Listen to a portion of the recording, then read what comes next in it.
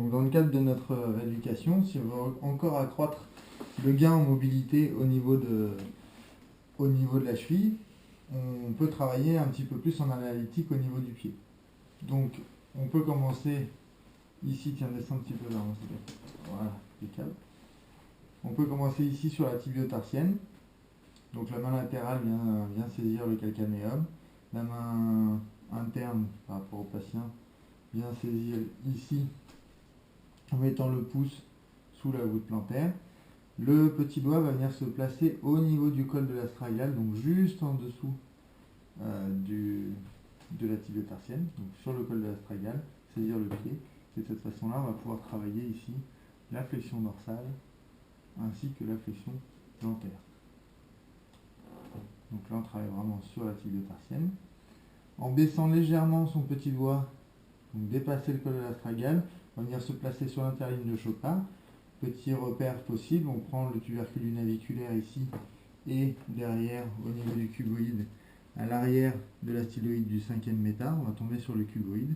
Donc se placer sur cette ligne entre le cuboïde et le tubercule du naviculaire. Et on est au niveau de l'interligne de Chopin, donc légèrement en dessous du col de l'astragale. Ici. Voilà.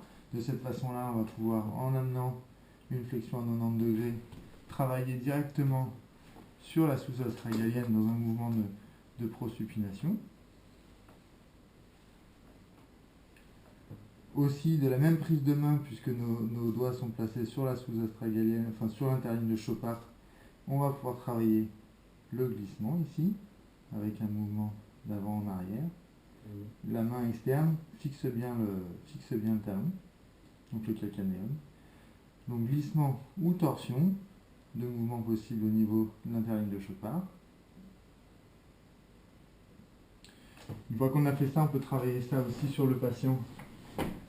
Donc assis sur une chaise, essayer d'être relativement relâché, donc avoir une certaine distance avec le patient, ce qui va nous permettre de faire moins d'efforts et d'être un petit peu plus confortable dans la prise de main aussi.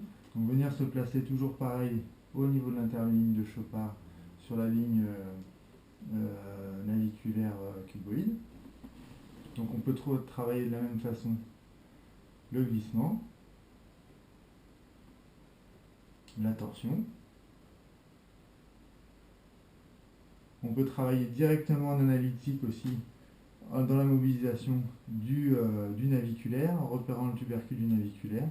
On va venir placer ses doigts afin de saisir de façon si possible confortable, donc bien avec la pulpe des doigts, le naviculaire et pouvoir le mobiliser de façon plus analytique, la main latérale stabilisant le calcanéum. En changement de prise de main, en venant se placer, je vous montre de ce côté-ci, à l'arrière de la styloïde du 5e méta, on va trouver ici le cuboïde qu'on va pouvoir mobiliser de la même façon avec la main interne qui stabilise le calcanéum. Ici, on se place avec une pince pouce index et majeur éventuellement pour saisir le cuboïde et le mobiliser. Et on peut également, à ce niveau-là, travailler directement la mobilisation cuboïde naviculaire, cuboïde scaphoïde, l'un par rapport à l'autre, en saisissant avec la main interne le scaphoïde, la main latérale le cuboïde, et mobiliser ici l'un par rapport à l'autre. Je me place bien, voilà. Autre possibilité, se placer en latéral par rapport au patient, de façon à avoir en fait une prise un petit peu plus puissante. La main du côté du patient va venir saisir ici dans une pince pouce index en fer à cheval au niveau de la tibio-tarsienne, les doigts vers le calcanéum pour fixer le talon dans la table, le calcanéum dans la table. La deuxième main vient prendre les mêmes repères naviculaires et cuboïdes, se placer à ce niveau-ci, de façon à pouvoir mobiliser l'interligne de Chopin. Donc on va éviter de placer les mains en fer à cheval avec la main latérale, mais plutôt la placer avec les doigts sous la plante de pied et le pouce au-dessus, de façon à pouvoir travailler beaucoup mieux ici en glissement et torsion. Voilà. Et là, bras tendu carrément. Du coup, c'est tout le poids du corps qui va pouvoir travailler.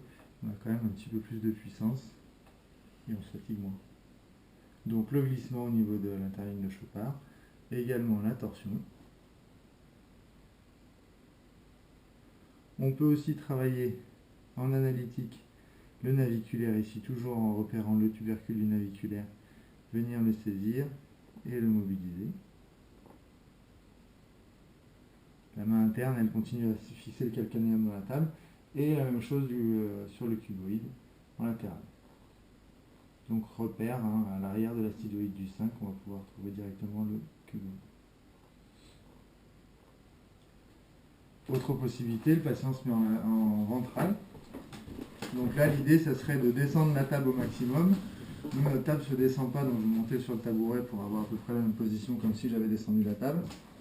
Donc ici, avec la main céphalique, venir saisir au niveau de l'interligne. Ici, l'autre main vient se placer à côté, donc la main céphalique va stabiliser et l'autre main va travailler directement sur l'interligne, ici, avec le glissement et la torsion. On peut également en homolatéral, donc de ce côté-ci, travailler directement sur le naviculaire en venant ici le palper, le saisir et travailler dessus en mobilisation analytique. Et pour le cuboïde, on va préférer, je me mettrai de l'autre côté, travailler en hétérolatéral, donc toujours pareil, ici, saisir au niveau du calcanéum pour le fixer, saisir à l'arrière de la styloïde du 5 le cuboïde, hop, voilà que je l'ai bien, et mobiliser ce dernier.